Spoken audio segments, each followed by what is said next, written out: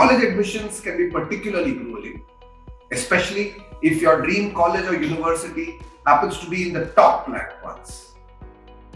Which is why it's always a smart idea to consider speaking to somebody who's already walked the path.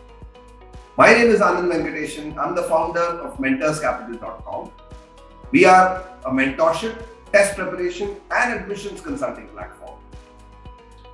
In the series of globetrotting conversations, I speak to some of our past achievers and ask them to recount their journey on how they prepared for the GMAT, applied to various colleges and universities, and aced personal interviews in their own journey.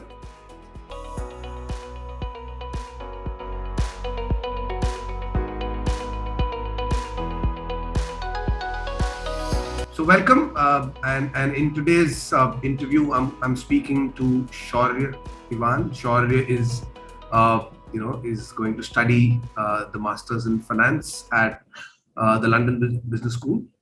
He scored a 740 on the GMAT, and he starts his program in the next few months. Thanks for joining me here today, Shaurya. It's my pleasure, sir. Thank you. Wonderful. Quickly, if you look back at the past year, how would you describe your experience of having gone through this process, applying and then getting to your Dream B school? So definitely the experience is firstly very intense, demands a lot from you. It has several aspects to it, with each of which you need to perfect in order to get into college and essentially get success from your applications. And it's been a great experience, especially the whole journey with Mentors Capital and the different aspects of it, giving GMAT, deciding on colleges, then applying for the colleges and different rounds each of the colleges have. So yeah, it's been great, very interesting and very introspective too. All right. Well, let me start with one obvious question, right? You've applied to the London Business School, but at the onset, what is your career goal? What do you aspire to do in your career?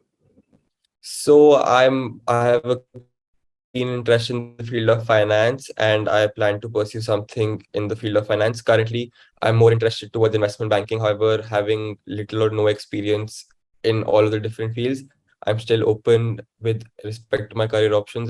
But it's my area of interest is finance, and I plan to pursue something in one of the domains of finance itself. All right. Talk to me about your undergrad experience. Tell us where you studied your undergraduate degree, and how did your experience there give you clarity on your career goal? So I was pursuing my undergrad from Nasi Munji Institute of Management Studies, Mumbai, and I was doing a bachelor's in business administration with a specialization in finance.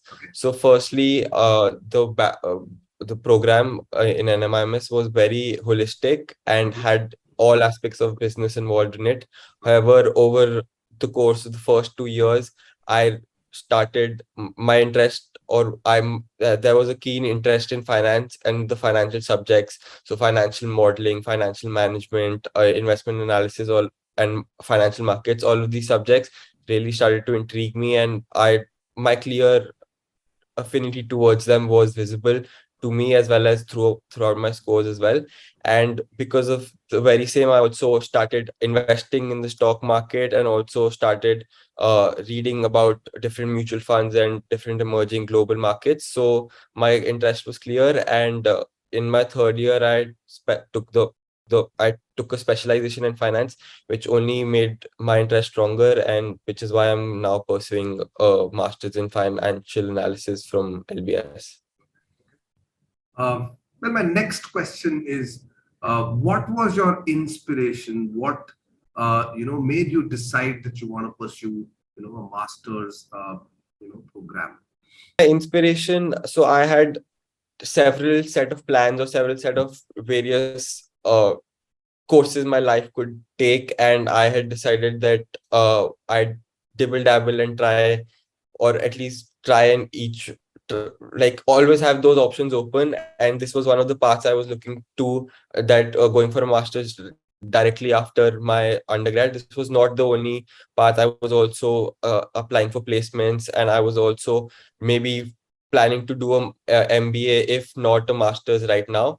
However, my first and first option was this itself, of doing a master's, because I believe that the jump from a undergrad to a postgrad, both in uh, academic level and also the experience you gain from it, is immense. And I believe that I'll be more fit in entering the markets. I'll be more knowledgeable. I'll be more skillful if I enter the corporate world after a master's. And this is why this is the path I've taken. All right, insightful. So you did consider, working for a while and then going for an MBA, but eventually you figured out that the route directly into a master's program was more suited for you. All right. So now that you've made your decision to, pursue a master's program, tell us when this happened. When did you decide, that you want to you want to prepare for the masters? And in fact, my actual question is, how long did your GMAT preparation take?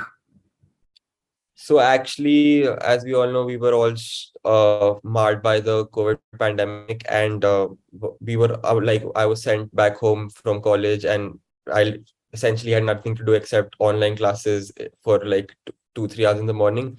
So I decided that why waste my time, and in my second year itself, I decided to start my GMAT prep, which some may say is a little too early, and but I just tried to maximize my time and tried to maximize what I could make of it, because essentially I was really doing nothing apart from that. So that's why I decided to start prepping for GMAT. And my GMAT prep in total took around 6 months, I'd say. But my more rigorous and my more stringent preparation was only for 2 months, and that's when I maximized my efficiency and effectiveness. And however, I did start prepping a little earlier, and I think that is one of the main reasons why I had a strong GMAT score and why my preparation was a successful one. Okay. And which part of the GMAT exam would you consider as the toughest one for you? I know you got a 740. I'm not sure that there are many weak areas therein, but which part did you feel was the toughest one to tackle? So actually, the first thing I did after when I decided to give my GMAT was give a a GMAT mock exam, and from the very outset itself, it was very clear that my quantitative aspect of the GMAT is more or less like I'm good there, and I just need to really maybe up a level or two, and I'll be there where I want to be. However, my verbal, I was definitely lacking in my verbal ability, and that was the area I needed to work on more. And that is definitely one of the challenges for me. However, that's why I focused more on verbal in comparison to the quantitative aspect of the same, and hence any particular question type within the verbal section? I mean, there's so sentence correction. definitely within the verbal section, the critical reasoning questions a big were the biggest challenge, because so for otherwise for comprehension it was more or less like with practice it does come. However, critical reasoning, there are a vast set of questions and vast set of question types, and each of the questions always give you a different give you different information, and it's all on the spot. It's all you have to figure out what it's trying to convey to you and what it's trying to decipher on the spot. So that was one of the biggest obstacles. Yeah. Okay, good. I understand that. And so you said that you started your preparation with a mock, but how many mock GMAT tests did you take in total through your preparation? Again, this is something I've not heard from a lot of other people, that they like, from what I've talked to people, that they didn't give a lot of mocks, but in comparison to them, I actually gave several mocks, as uh, after getting advice from you and Abhishek sir, both of you did recommend giving as much mocks as I could possibly, and that's what I did. I gave around, I believe, 10 to 15 mocks. Mhm. And like my last leg, maybe the last month of my preparation was only giving mocks, because that's after a certain point, after you're exhausted with all the question types and after you're done practicing it, you can only better yourself while you're giving the exam, and while you can only acclimatize yourself to the examination conditions, giving the 3-hour paper, giving it online, giving it without breaks. So all of those different considerations and criteria could only be practiced and perfected over giving mocks, and that's why I give the 10 to 15 mocks, and which is why I believe that was my strongest point of preparation. Okay.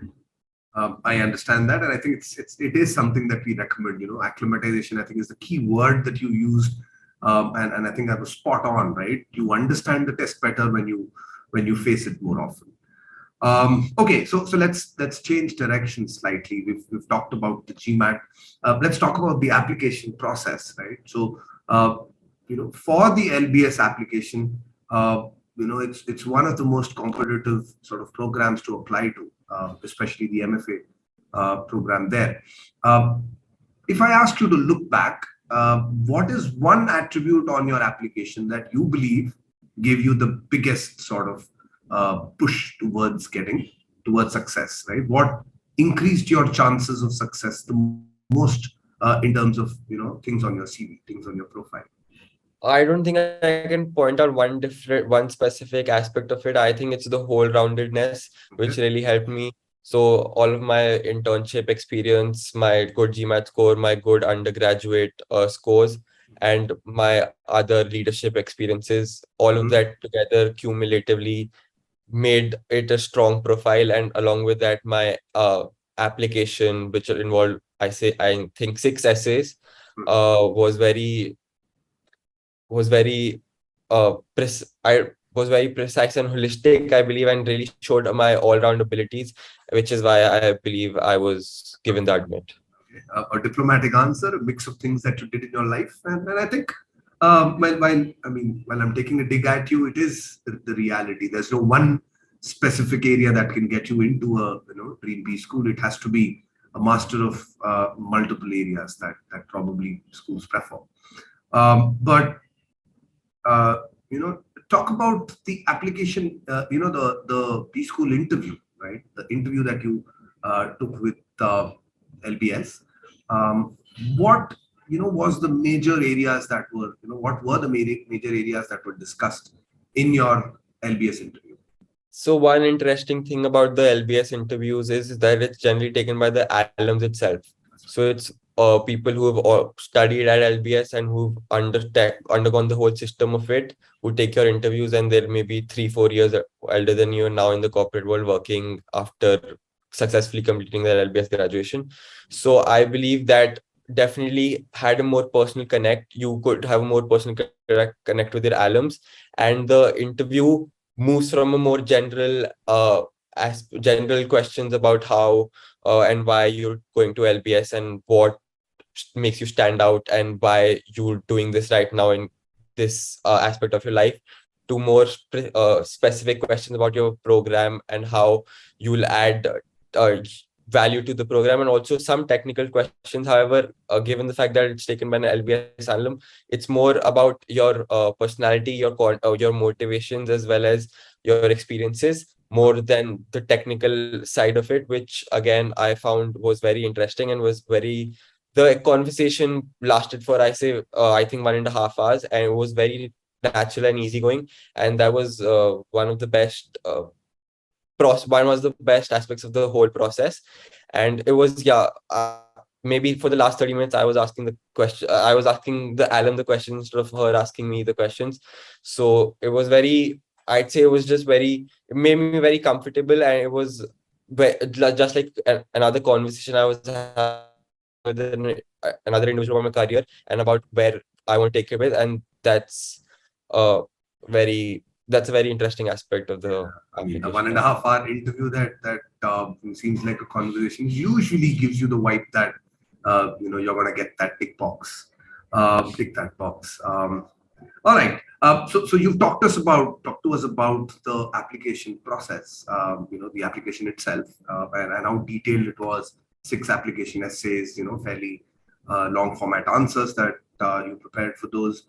But how long, before the application, deadlines, or how long before you actually submitted it, you start working on your application?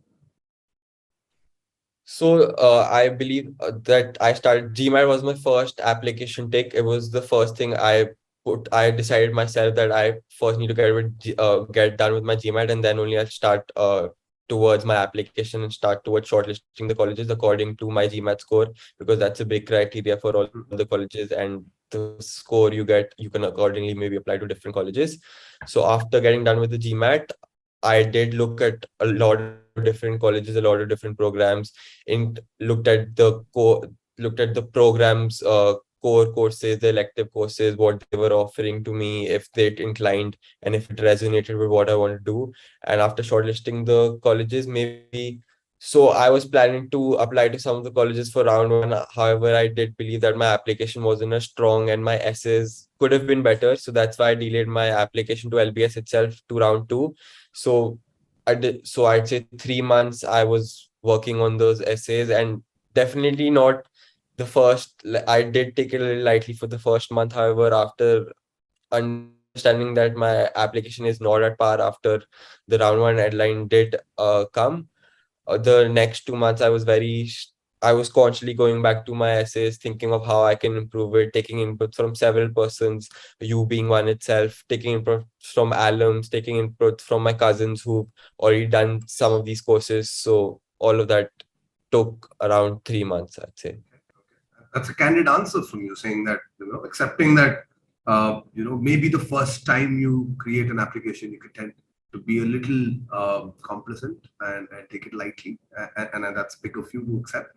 But I'm sure a lot of viewers watching this will also take away that building a strong application takes time, and it takes a lot of introspection, it takes a lot of thought, and like you pointed out, it takes a lot of research, and I'm glad that you're putting this point forth.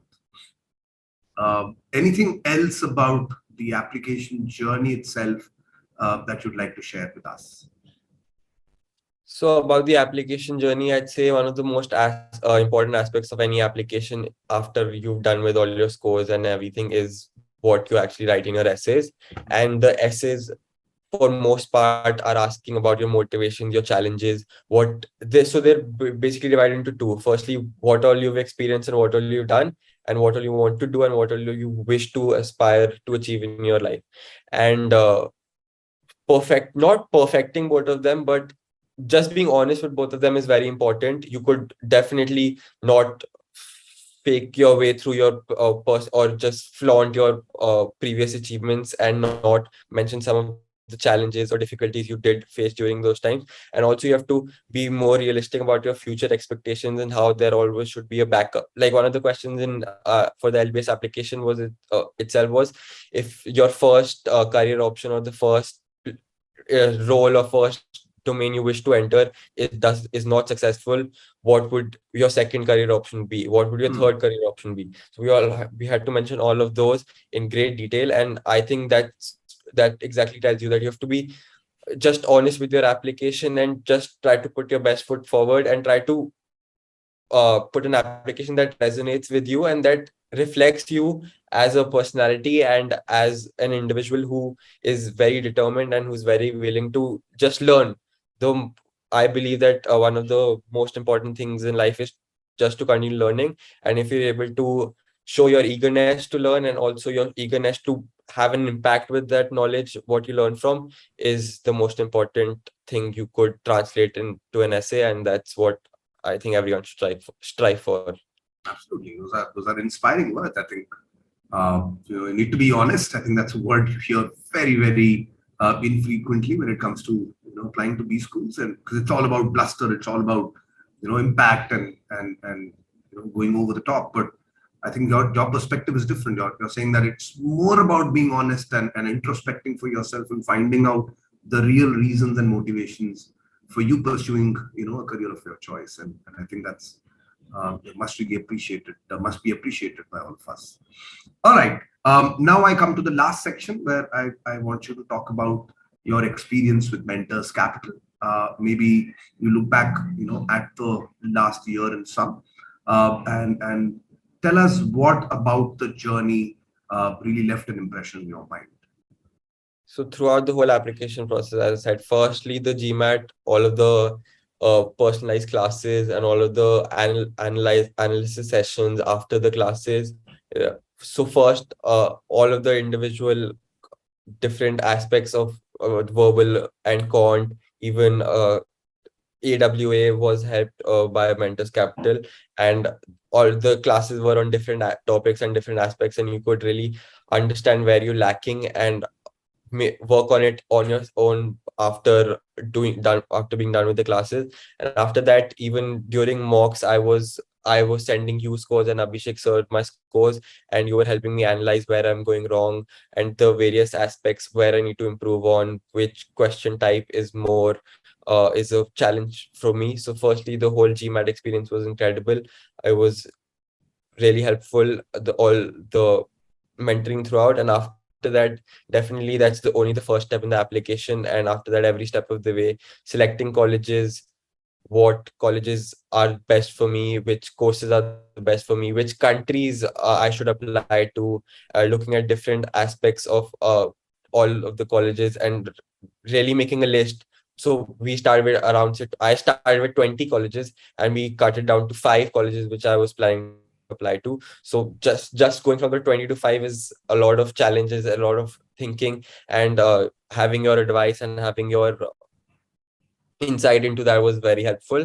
And lastly, the application to each of the colleges. So all the vetting of the essays, the feedback on the essays, and how you should go about. So first we discussed the questions itself and what I should answer on, and after I was done with my answers, I did send you the same, and then you gave me further feedback, and then you did vet my essays too. So that was also really helpful. And finally, the interview process, where I did give a mock interview to some of the people involved in Mentors Capital, and that again really helped me give insight into what I need to talk the next day in the real interview, and where I'm lacking, and where the conviction isn't there, and where I should work on more, and which of these areas are the most important parts of my which I should more which should be put more emphasis on during my interview, and what more should I highlight during the interview. So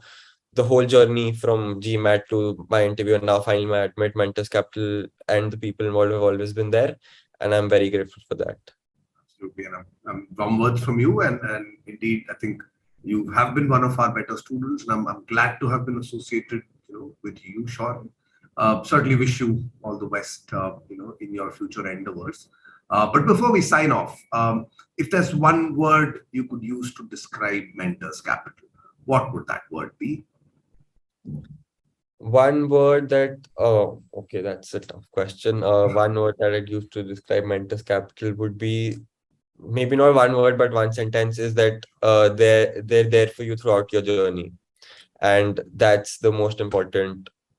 That's what you generally appreciate and really consider and really want if from some counselor you're hoping to sign. Well, thanks a lot, Shaurya, and like I said, wish you the very best, not just at the school, but also life beyond, and certainly hope that you keep in touch with us. Thank you. Thank you, sir. Thank you. Have a good day. Bye.